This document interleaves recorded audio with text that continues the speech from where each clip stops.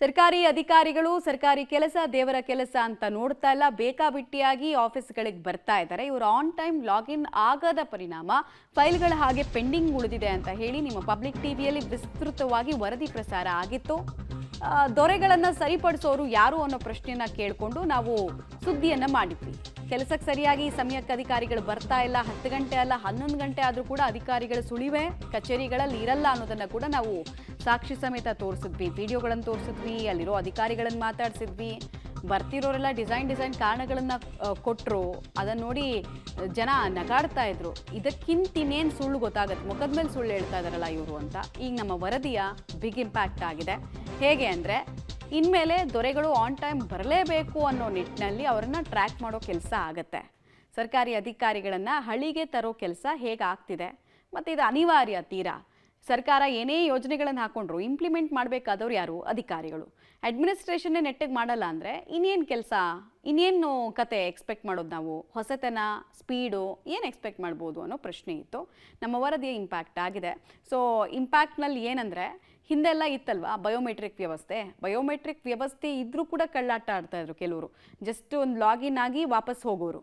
ಇನ್ಮೇಲೆ ಆ ಥರದ್ದೆಲ್ಲ ಅವಕಾಶ ಇರಲ್ಲ ಅಂತ ಹೇಳ್ತಿದ್ದಾರೆ. ಟ್ರ್ಯಾಕ್ ಹೇಗೆ ಮಾಡ್ತಾರೆ ಅಂದರೆ, ಸರ್ಕಾರಿ ನೌಕರರಿಗೆ ಕಚೇರಿ ವೇಳೆಯಲ್ಲಿ ಹಾಜರಾತಿಗೆ ಖಡಕ್ ಸೂಚನೆಯನ್ನು ಕೊಟ್ಟಿದ್ದಾರೆ. 10 ಗಂಟೆ ಲಾಗಿನ್ ಅಂದರೆ 10 ಗಂಟೆಗೆ ಬರಬೇಕು ನೀವು ಅಂದಿದ್ದಾರೆ. ಆಮೇಲೆ ಇದರಿಂದ ತೊಂದರೆಗಳಾಗ್ತಾ ಇದೆ ಜನರಿಗೆ. ನೀವು ಆನ್ ಟೈಮಿಗೆ ಬರದೇ ಇರೋದ್ರಿಂದ ನೀವು ಜನರ ಕೈಗೆ ಸಿಗೋದೇ ಇಲ್ಲ. ಯಾವಾಗಂದ್ರೆ ಅವಾಗ ಬರ್ತೀರಿ, ಯಾವಾಗಂದ್ರೆ ಅವಾಗ ಮನ್ಸಿಗೆ ಬೇಕಾದಂಗೆ ಕೆಲಸ ಮಾಡ್ತೀರಿ, ಹಿಂಗೆ ನಡೆಯಲ್ಲ ಇದು ಅಂತ ಹೇಳಿದಾರಂತೆ. ಪಬ್ಲಿಕ್ ಟಿವಿ ವರದಿ ಬೆನ್ನಲ್ಲೇ ಕರ್ತವ್ಯ ಆ್ಯಪ್ ಬಳಕೆಗೆ CM ಸೂಚನೆಯನ್ನು ಕೂಡ ಕೊಟ್ಟಿದ್ದಾರೆ.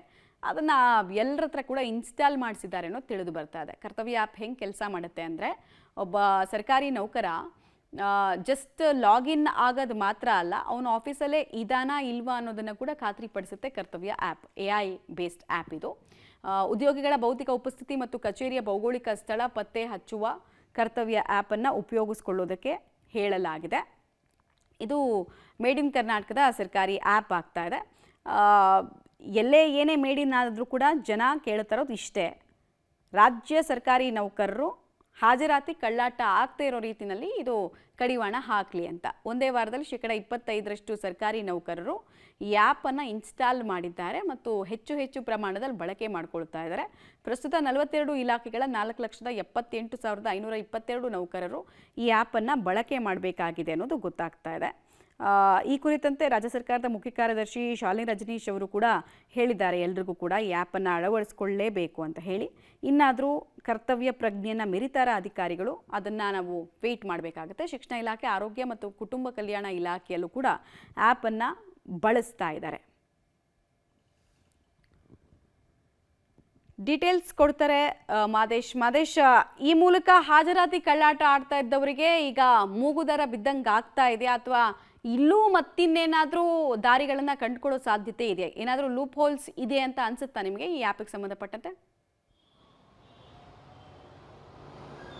ಮಮತಾ, DK ಶಿವಕುಮಾರ್ ಅವರು CM ಆಗಿ ಅಧಿಕಾರವನ್ನು ವಹಿಸಿಕೊಂಡಂಥ ನಂತರ ಪ್ರಮಾಣವಚನ ಸ್ವೀಕಾರ ಮಾಡಿದಂಥ ನಂತರ ಹಾಜರಾತಿ ಅಂದರೆ ಕಚೇರಿಗಳೇನಿದ್ದಾವೆ, ಸರ್ಕಾರಿ ಕಚೇರಿಗಳು 100% ಹಾಜರಾತಿ ಇರಬೇಕು ಅಧಿಕಾರಿಗಳು. ಮತ್ತು ಜನ ಯಾರೂ ಕೂಡ ವಂಚಿತರಾಗಬಾರ್ದು. ಕೆಲಸ ಕಾರ್ಯಗಳಿಗೆ ಬರ್ತಾರೆ, ಅವರಿಗೆ ಯಾವುದೂ ಹಿನ್ನಡೆ ಆಗುವಂಥದ್ದು, ಕೆಲಸ ಕಾರ್ಯಗಳು ಆಗದಂತೆ ನೋಡ್ಕೊಳ್ಬೇಕು ಅನ್ನುವಂಥ ಖಡಕ್ ಸೂಚನೆಯನ್ನು ಕೊಟ್ಟಿದ್ರು.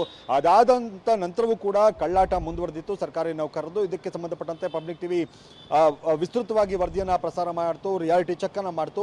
ಅದಾದ ನಂತರ ಈಗ ಎಚ್ಚೆತ್ತುಕೊಂಡಂತೆ ಕಾಣ್ತಾ ಇದೆ. AI ಆಧಾರಿತ ಆ ಬೇಸ್ಡ್ ಒಂದು ಆ್ಯಪನ್ನು ಈಗ ತಯಾರು ಮಾಡಿರುವಂಥದ್ದು. ಅದು ಕರ್ನಾಟಕದಲ್ಲೇ ತಯಾರು ಮಾಡಿರುವಂಥ ಆ್ಯಪ್. ಅದರಿಂದಾಗಿ ನಾವು ಅಂದರೆ ಮೊದಲು ಬಯೋಮೆಟ್ರಿಕ್ ಇತ್ತು, ಬರ್ತಿದ್ರು, ಬಯೋಮೆಟ್ರಿಕ್ ಸಿಗ್ನೇಚರ್ ಮಾಡ್ತಿದ್ರು, ಹೋಗ್ತಿದ್ರು, ಅಂದರೆ ಗೊತ್ತಾಗ್ತಿರ್ಲಿಲ್ಲ ಅವರು ಹಾಜರಾತಿ ಕಡ್ಡಾಯ ಅನ್ನುವಂಥದ್ದಿತ್ತು. ಅದು ಸೈನ್ ಮಾಡಿ ಅವರು ವಾಪಸ್ ಹೋಗ್ತಾ ಇದ್ರು, ಬರ್ತಾ ಇದ್ರು, ಕಳ್ಳಾಟ ನಡೀತಾ ಇತ್ತು. ಆದರೆ ಈಗ ಆ ರೀತಿಯಾಗಿ ಆಗಲ್ಲ ಅನ್ನುವಂಥದ್ದು ಮುಖ್ಯ ಕಾರ್ಯದರ್ಶಿಗಳು ಹೇಳ್ತಾ ಇರುವಂಥದ್ದು. ಹಾಗೆ ಈ ಆ್ಯಪ್ ವಿಚಾರಕ್ಕೆ ಸಂಬಂಧಪಟ್ಟಂತೆ ಅವರು ಭೌತಿಕವಾಗಿ ಕಚೇರಿಯಲ್ಲಿ ಇದ್ದಾರೆ ಅನ್ನುವಂಥದ್ದನ್ನು ಕೂಡ ನಾವು ಪತ್ತೆ ಹಚ್ಚಬಹುದು, ಅದರ ಮಾಹಿತಿಯನ್ನು ಕೂಡ ಪಡೆದುಕೊಳ್ಬೋದು ಅಂತ. ಹಾಗೆ ರಜೆಗಳಿಗೆ ಸಂಬಂಧಪಟ್ಟಂತೆ ಕೂಡ ದೊಡ್ಡ ಮಟ್ಟದಲ್ಲಿ ಕಳ್ಳಾಟ ಆಗ್ತಾ ಇತ್ತು. ಆದರೆ ಈ ಆ್ಯಪ್ನಲ್ಲಿ ರಜೆಗಳಿಗೆ ಸಂಬಂಧಪಟ್ಟಂತೆ ಕೂಡ ಅವರು ಕಡ್ಡಾಯವಾಗಿ ಅಲ್ಲಿ ಮೆನ್ಷನ್ ಮಾಡುವಂಥದ್ದು ಅದೆಲ್ಲವೂ ಕೂಡ ಆಗುತ್ತೆ. ಇದರಿಂದಾಗಿ ಅಂದರೆ ಸುಮಾರು ಒಂದು 42 ಸರ್ಕಾರಿ ಕಚೇರಿಗಳು ಇಲಾಖೆಗಳೇನಿದ್ದಾವೆ ಅಲ್ಲಿ ಈ ಆ್ಯಪನ್ನು ಬಳಕೆ ಮಾಡೋದಕ್ಕೆ ಈಗಾಗಲೇ ಸೂಚನೆಯನ್ನು ಕೊಟ್ಟಿದ್ದಾರೆ ಅನ್ನುವಂಥದ್ದು. ಈಗಾಗಲೇ ಬಹುತೇಕ ಸುಮಾರು ಒಂದು 30-35% ಈಗಾಗಲೇ ಆ್ಯಪ್ಗಳನ್ನು ಸರ್ಕಾರಿ ನೌಕರರು ಇನ್ಸ್ಟಾಲ್ ಮಾಡ್ಕೊಂಡಿದ್ದಾರೆ, ಅದರ ಬಳಕೆ ಆಗ್ತಾ ಇದೆ ಅನ್ನುವಂಥದ್ದು. ಇದನ್ನು ಅಂದರೆ ಹೇಳಕ್ಕೆ ಬರಲ್ಲ ಮಮತಾ, ಇದರಲ್ಲೂ ಕೂಡ ಕಳ್ಳಾಟವನ್ನು ಮಾಡಿದ್ರು ಮಾಡ್ತಾರೆ ಅನ್ನುವಂಥದ್ದು. ಆದರೆ ಎಷ್ಟರ ಮಟ್ಟಿಗೆ ಇದನ್ನು ಮಾನಿಟ್ರಿಂಗ್ ಮಾಡ್ತಾರೆ ಅನ್ನುವಂಥದ್ದು ಮುಖ್ಯ ಆಗುತ್ತೆ. ಆ್ಯಪ್ ಇದೆ, ಆ್ಯಪ್ ಮೂಲಕ ಟೆಕ್ನಾಲಜಿಯ ಮೂಲಕ ಅವರು ಭೌತಿಕವಾಗಿ ಕಚೇರಿಯಲ್ಲಿ ಇದ್ದಾರಾ ಇಲ್ವಾ ಅನ್ನುವಂಥದ್ದು ಪತ್ತೆ ಹಚ್ಚಬಹುದು, ಅದರ ಮಾಹಿತಿಯನ್ನು ನಾವು ಪಡಿತೀವಿ ಅಂತ ಹೇಳ್ತಾ ಇದ್ರು ಕೂಡ ಬೇರೆ ರೀತಿಯ ಅಂತ ಏನಾದರೂ ಕಳ್ಳಾಟಗಳನ್ನು ಮಾಡ್ತಾರ ಅನ್ನೋಂಥದ್ದು ಮುಂದಿನ ದಿನಗಳಲ್ಲಿ ಗೊತ್ತಾಗುತ್ತೆ. ಅದನ್ನು ಮಾನಿಟರಿಂಗ್ ಮಾಡುವಂಥ ಕೆಲಸವನ್ನು ಕೂಡ ನಾವು ಮಾಡ್ತೀವಿ ಅನ್ನುವಂಥ ಎಚ್ಚರಿಕೆಯನ್ನು ಮುಖ್ಯ ಕಾರ್ಯದರ್ಶಿಗಳು ಕೊಟ್ಟಿರೋದ್ರಿಂದ ಇನ್ಮೇಲಾದರೂ ಅಂದರೆ CM ಹೇಳಿದ ನಂತರವೂ ಕೂಡ ಕಳ್ಳಾಟ ಮುಂದುವರೆದಿತ್ತು. ಇದಕ್ಕೆ ಸಂಬಂಧಪಟ್ಟಂತೆ ಪಬ್ಲಿಕ್ ಟಿವಿ ರಿಯಾಲಿಟಿ ಚೆಕ್ ಕೂಡ ಮಾಡಿ ನೋಡಿ ಯಾವ ರೀತಿಯಾಗಿ CM ಹೇಳಿದ ನಂತರವೂ ಕೂಡ ಕಳ್ಳಾಟ ಮುಂದುವರೆದಿದೆ ಅಂತ ಹೇಳಿದ್ವಿ. ಈಗ ಆ್ಯಪ್ ಮೂಲಕ ಆಧಾರಿತ ಆ್ಯಪ್ ಮೂಲಕ ನಾವು 100% ಹಾಜರಾತಿಯನ್ನು ಮಾಡ್ತೀವಿ ಅನ್ನೋಂಥದ್ದಕ್ಕೆ ಈಗ ರಾಜ್ಯ ಸರ್ಕಾರ ಮುಂದಾಗಿರುವಂಥದ್ದು. ಕಾದು ನೋಡಬೇಕು ಮಮತಾ, ಎಷ್ಟರ ಮಟ್ಟಿಗೆ ಇದು ಸಕ್ಸಸ್ ಆಗುತ್ತೆ ಅಂತ. ಧನ್ಯವಾದ ತಮ್ಮ ಮಾಹಿತಿಗಾಗಿ.